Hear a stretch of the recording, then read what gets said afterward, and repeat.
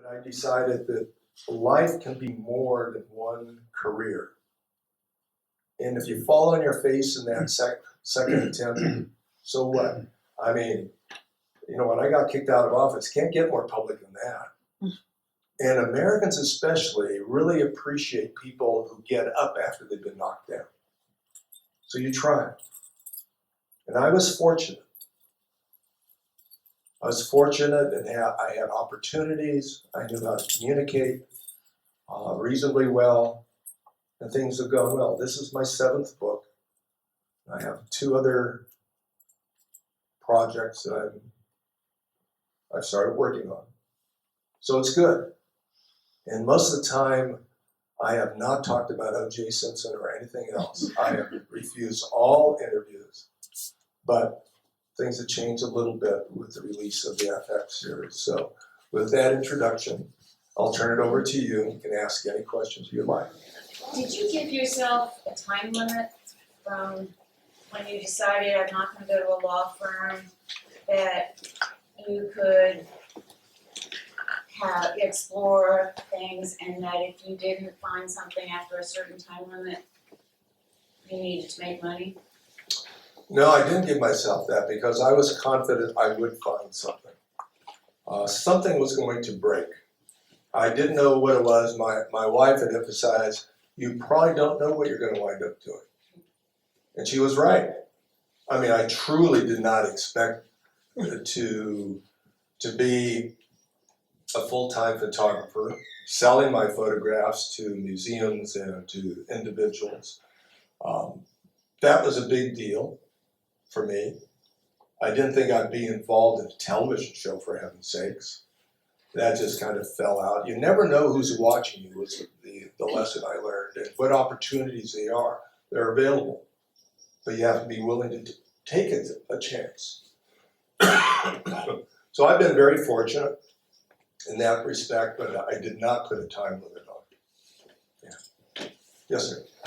Are you self-taught? That's question 1. And As a lawyer or as a photographer? as a photographer. As a photographer. I'm kidding. No, forget that. And how many photos do you take before you find one that's book-worthy, would you say? As self-taught, yes and no.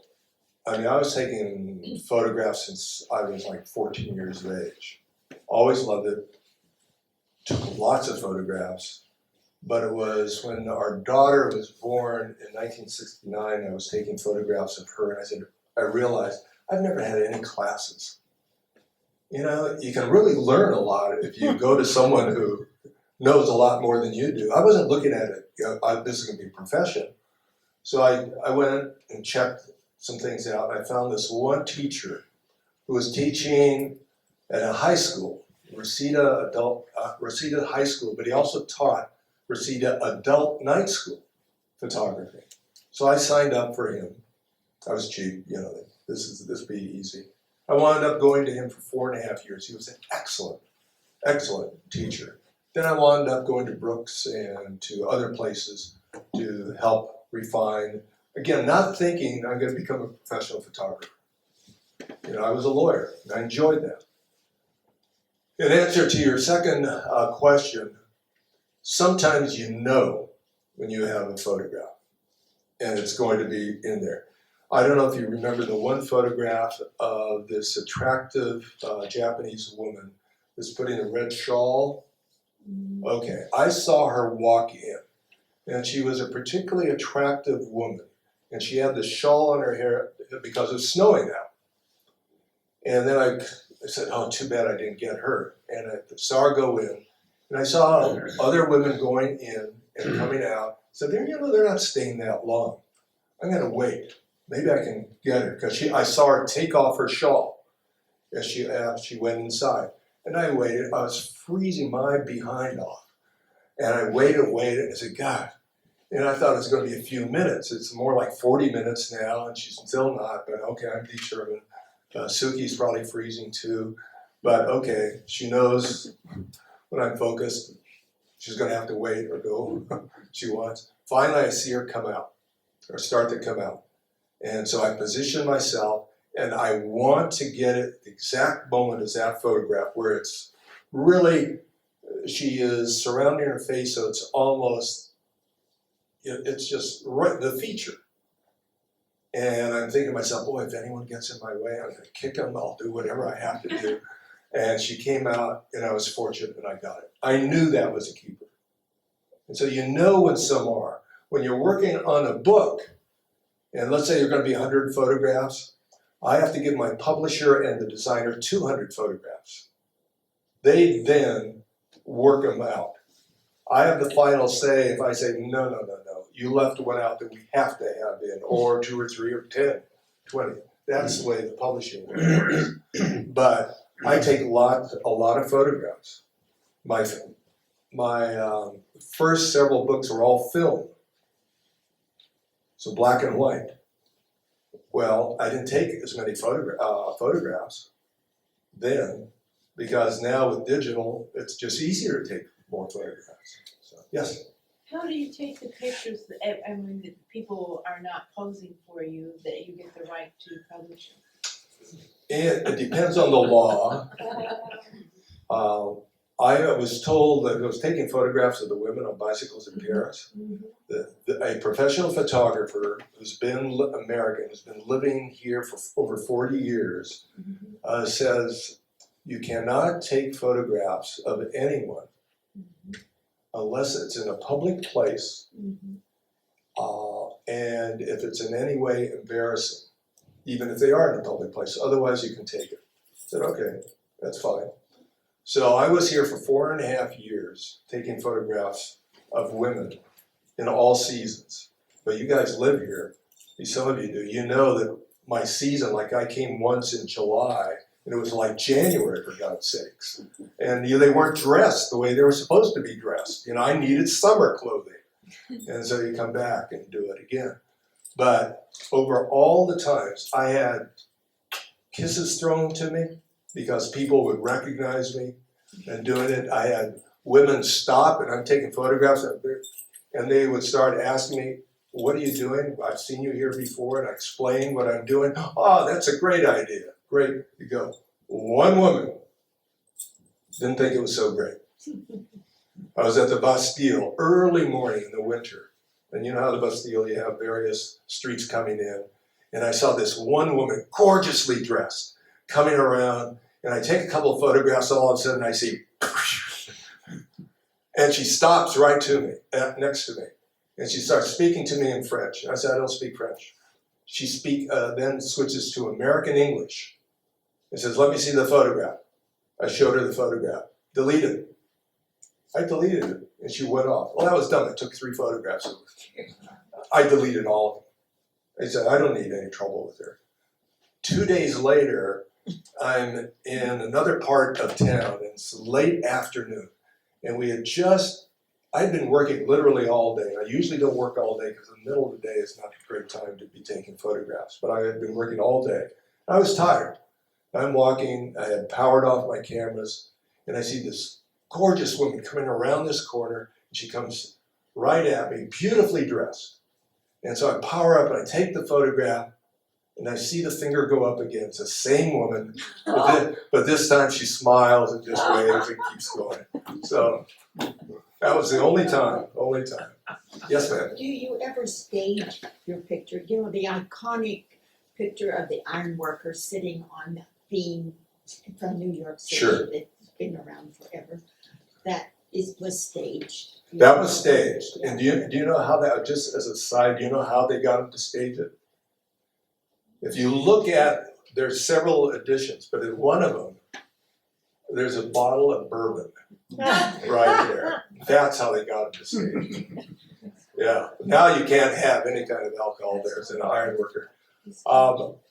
Some of the photographs, very few of the photographs that I staged. I staged about, out of 100 photographs, maybe 5 in the ironworkers book, where I got a bunch of ironworkers high up on a beam, and I wanted them waving, and there was one woman ironworker, and I wanted her in it.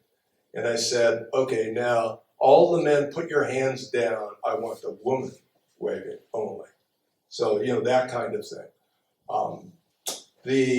My photographs in Cuba, they knew I was taking, but I never staged not one in there.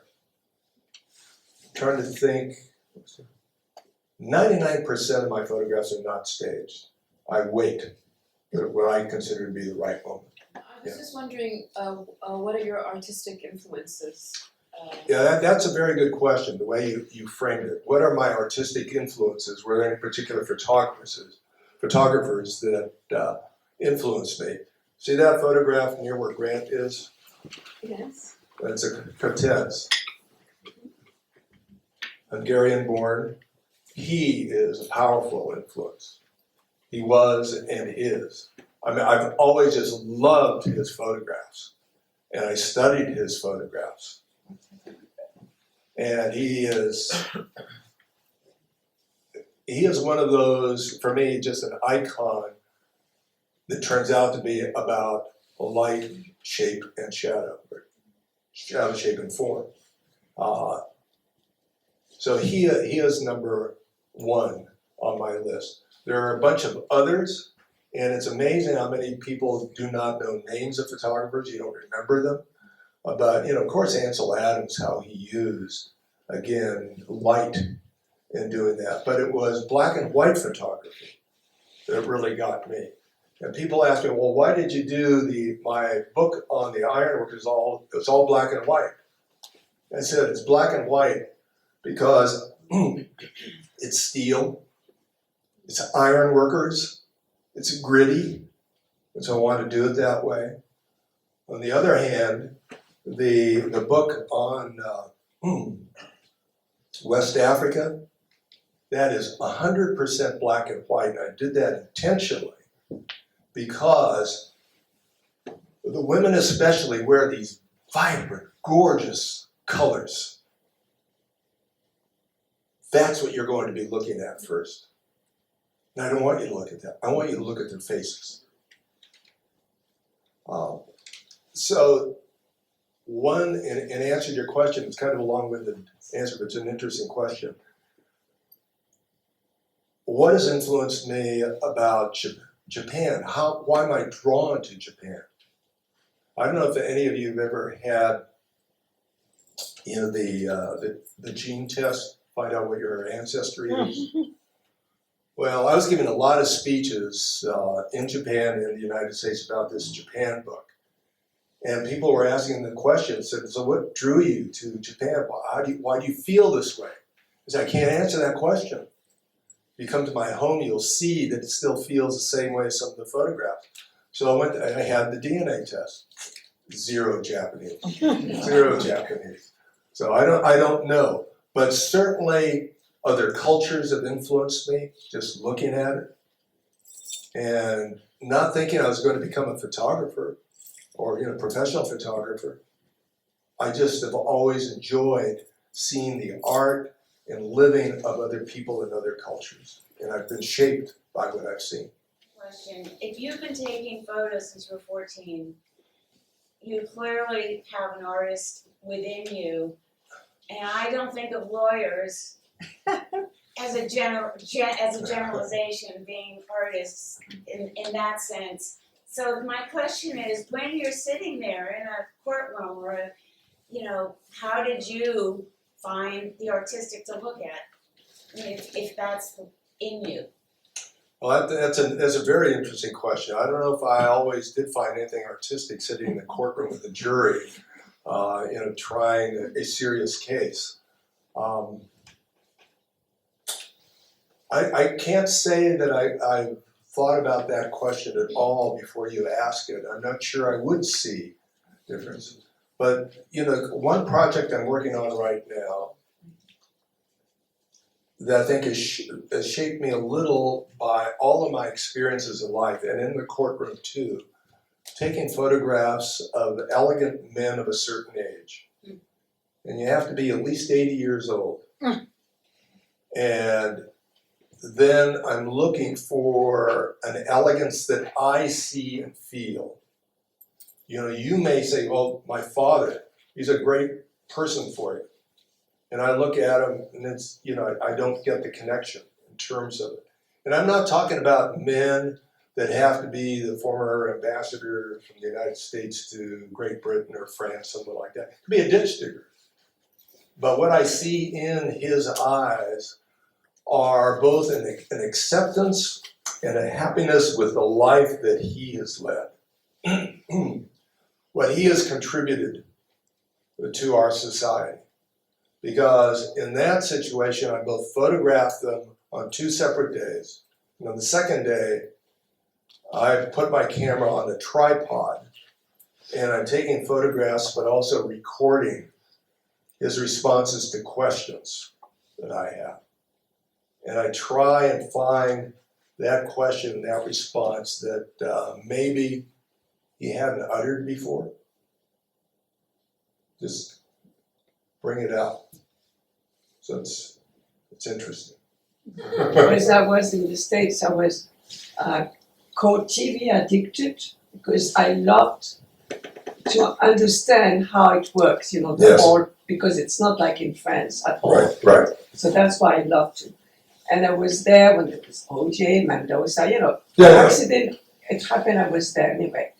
But I was wondering, maybe I misunderstood it, but recently in France, I heard that there was something secret, recording about OJ? Is that true? No. No, there's no secret recording about OJ. So Not at all. it didn't change the whole story. No, Oh. that didn't change. I mean, I don't know how many of you watched that series. Sadly, sorry.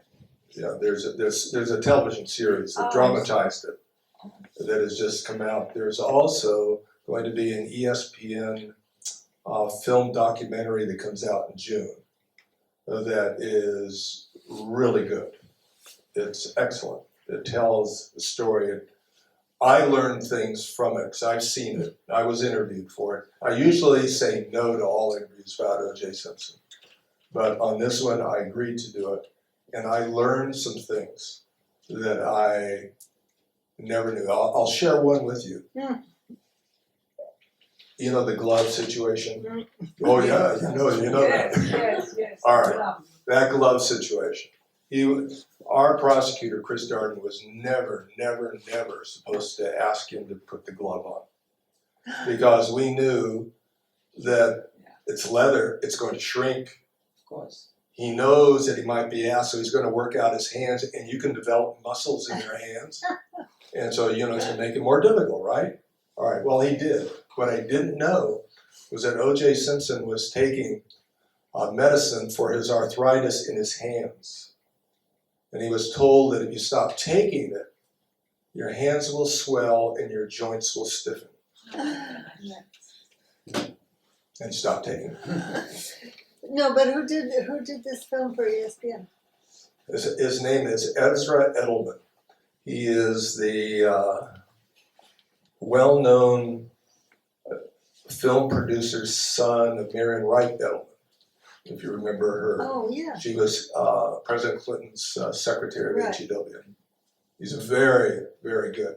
And I was very skeptical about doing it because I don't trust these people. They'll splice things together like that. I would never be interviewed by 60 Minutes again after I was once. Because they'll interview you for an hour, Uh-huh. and then they'll take this, and this, put it together, and this is what you said. Well, those are all different questions. But they put it together like, this is what your answer. Well, what about the detective? Fuhrman, what about him? He was a disaster. He was an embarrassment. I thought that he had a good reputation. He had a good reputation as an investigator. Yeah, that's what a detective But- is.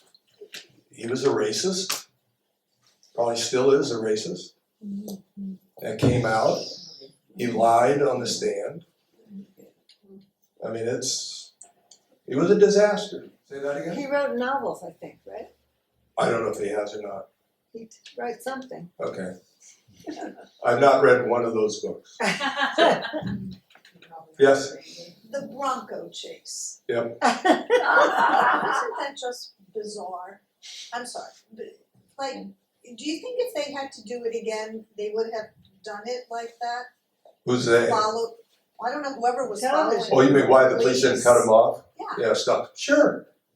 This whole case was bizarre. Well, do you think if they were doing it again, would they have done it like that?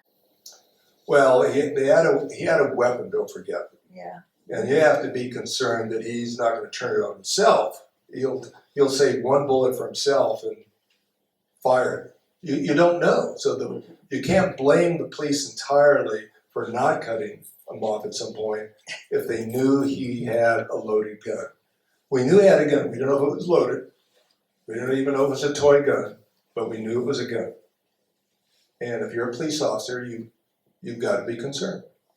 So, at the time, I was working at the Herald Tribune, and we followed the story pretty closely for days and months and years, it seemed like. But at the end of the day, yeah, you had a different view than we. Did you have any inkling? Did you see this verdict coming, or was it a complete surprise?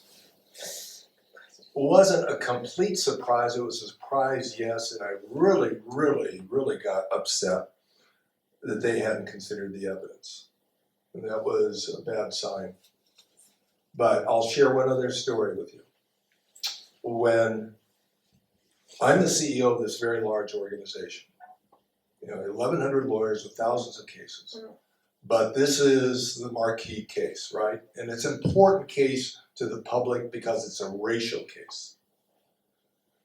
And so I'm trying to figure out, I said, okay, we don't expect a guilty verdict in this case.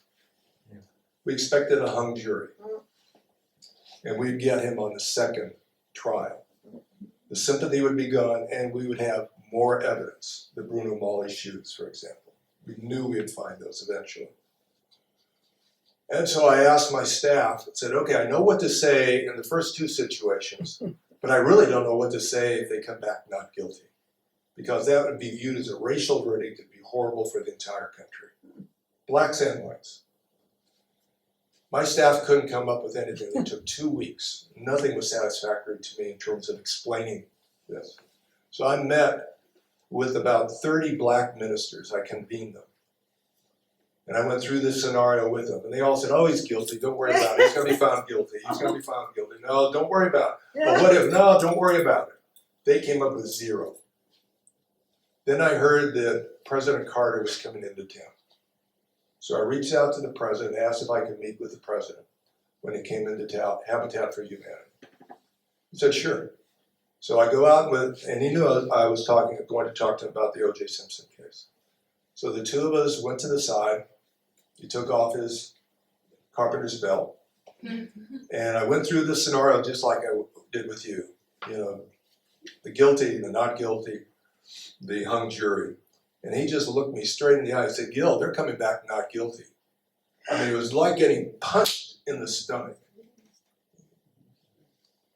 And he said, you really look surprised. I said, of course he did it. Everyone knows he did it. But 2 things. He's not a street thug. He's not a danger to anyone else. He's not going to do this again. And most importantly, it's payback time. You and I know that many innocent black men in the history of the United States have been convicted and some executed. This is going to be the payback time. And there's nothing you can say, nothing I can say, there's nothing any of us can say. Black and white are going to have a very difficult time for a few years. He was right. Wow. Yeah. Questions? Tell us about your background. Are you Californian, and where were you educated, out there or back east? I was born and raised in Los Angeles, my wife too. I went to University of Southern California on an academic scholarship. My father was an immigrant from Mexico. My mother's parents are from Mexico. I have an Italian surname, but I never knew my Italian grandfather. He was killed during the Mexican Revolution in Mexico. That's when my dad and his mother came across the border, wound up in Los Angeles. My father was a barber, my mother was a meat packer. But after graduating from USC, I met my wife, Suki. I had a scholarship to do graduate work in Europe, but I didn't have any money to get to Europe. So I talked my way into a job with the airline Pan Am, remember that? Okay. And so Suki and I met in June. We went out for the first time in August and got married 6 weeks later. And wound up coming to the London School of Economics, stayed there for a year, then went back to UCLA Law School. I had planned on going to law school back east, but if you're born in California, and London was the first time I was exposed to winter, I said, forget this, I'll go to school in California. Your opponents, did you have any inkling that they would become the Innocence Project? And do you think they did it to redeem themselves? Oh, Barry Scheck and all. I don't know if they did it to redeem themselves. They probably wouldn't look at it that way. But it's, you know, but maybe, you know, who knows? You know, they did a very effective job. If you see this ESPN interview, you will see the lawyers talking frankly about the things they did to get their client off. I mean, wow, they did that, they got away with that, the judge let them do that? Yeah, you know, you will be really They surprised. must have done it to redeem themselves. Yeah, well, you know, who knows? I mean, the Innocence Project is an excellent project. Sure. It's a great project. I used to change the subject slightly. I don't want to keep you all night here, obviously. But I supported the death penalty the way we employed it in Los Angeles, not the way necessarily the entire state of California. We only sought the death penalty in less than 20% of all cases where someone was eligible for the death penalty. I have now gone 180 degrees and don't believe the death penalty serves any useful purpose. It's not a deterrent, and it's not. And that was the main thing that the people in favor of the death penalty always said, it's a deterrent. Now we know it's not a deterrent. And so it's so much more costly to keep someone on death row than in the general population. And they get perks. They get a private cell, they get a computer and a television in their cell. They have all meals brought to them. I mean, it goes on in terms of the perks, and and they'll die of natural causes. They won't die of execution. There's 753 men and women on California's death row right now. How successful was the water project and how much work is left? Answering the last question first, there's a lot of work still to be done. Because Niger has a population of about 12 million, I believe. You have thousands, tens of thousands of girls and women who still go and fetch water every day. And they fetch that water, even though it's bad water. They try and filter it out, but you have a huge infant mortality rate because of the bad water. Once an infant comes down with diarrhea, that's it. It's a few days before they die. There's nothing you can do. And then there are other illnesses that come with this, with bad water, and really bad stuff. But the main point is this is something that we all can do to help because there's good water where they're standing, almost invariably where they're standing, if not certainly within a short walking distance. And that does free up girls to go to school. And you just see how life-changing that is for the girls in the village, really for the world, and for the women who become the microcredit entrepreneurs. There's one photograph, I'm sorry I don't have it, but it's one of my favorite photographs. It's a photograph, sorry I'm taking so long, Grant, okay, of this gorgeous woman who has, her Muslim outfit on. But I was told she had started a small business. And it's not like, we knew the name of the village, but you cannot go find it on Google Maps or anything. I mean, you have to have someone who kind of knows the area, gets there. It took me a full day to find her. And then it was like walking in the front door of our house through, this little corral of gates. and I see this tall woman, and immediately I could sense this is the one I'm looking for. Her name is Abu. And she sees me, and boy, she comes walking right up to me, and she wasn't smiling sweetly when she came up. And in essence, she said, "What the hell are you doing here?" And through an interpreter, it was explained what I was doing. I'm here taking photographs, telling the story about women and girls and water. And she said, "Okay, I'm Abu." And I said, "So you started a microcredit program?" I said, "Yes." And I said, "And what do you do?" They said, "We raise and sell goats." I said, "Oh, that's a good one. How many women are involved?" It's a very large village, a few thousand. She said, 172 women. Well, that's a lot. And I said, "How long have you had it?" I said, 6 years. Ever since we brought in the borehole well, we started immediately. And I said, "Have you been successful?" "Yes." You know, she doesn't elaborate. You have to, I feel like a prosecutor again, say, "Okay, drag out some information. Let's get some more information." And so I said, "All right, so you sold a lot. Well, like, how many goats have you sold in 6 years?" She kind of shrugged, she said, "A little over 6,000. I mean, I was stunned. If she had said 600 or 500, I thought that's pretty good. Over 6,000. And she said, "Yeah, it was my idea for the first 3 years. We don't sell any goats. We only breed goats." And I said, "We've been very successful." And said, "You've made a lot of money." I said, "Yes, what have you done with that money?" And she almost kind of threw out her chest and said, "We helped build the school. It was never finished. We provide the uniforms for all the girls and the boys because they have to have a uniform to go to school. We provide emergency foodstuffs for everyone." She showed me their big shed that they had where stored grain was there in case they had, a drought issue there. We provide medical service for everyone. We have a nurse who comes in at least once a month now. Before that, we never had anyone come in. She went on and on with what they had done. And I said, "Okay, you're all women. Does your husband, when you come back from the market, say, 'Honey, how'd it go?'" I said, "Boy, I sure would like to get a beer."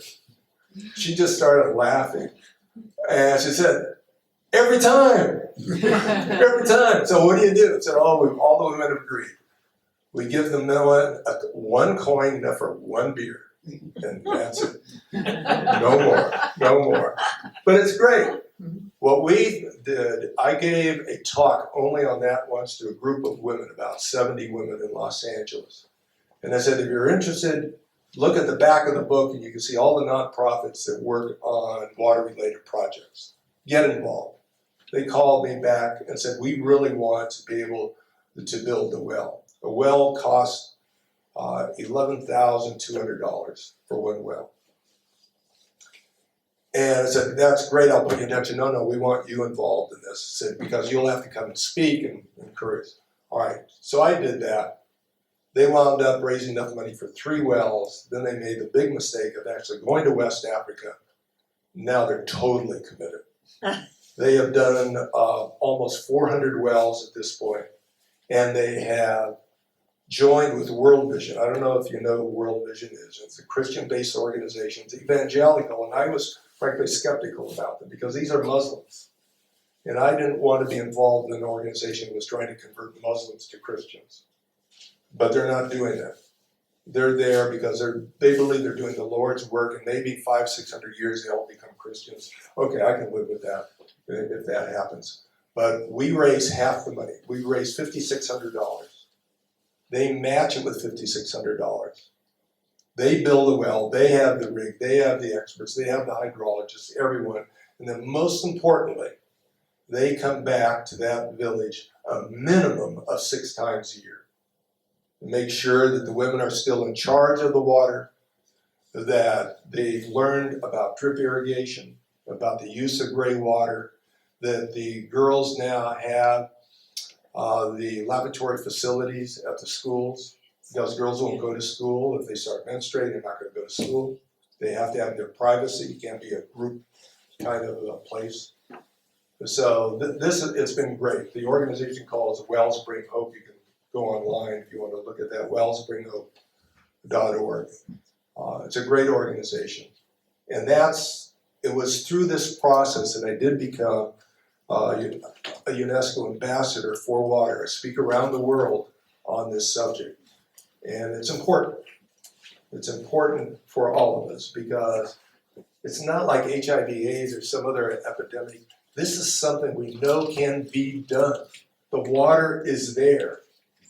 They simply don't have the resources to bring it out. And if we bring it out, you may never meet the people, but believe me, it's a tremendous service that each of us can do. Thank you.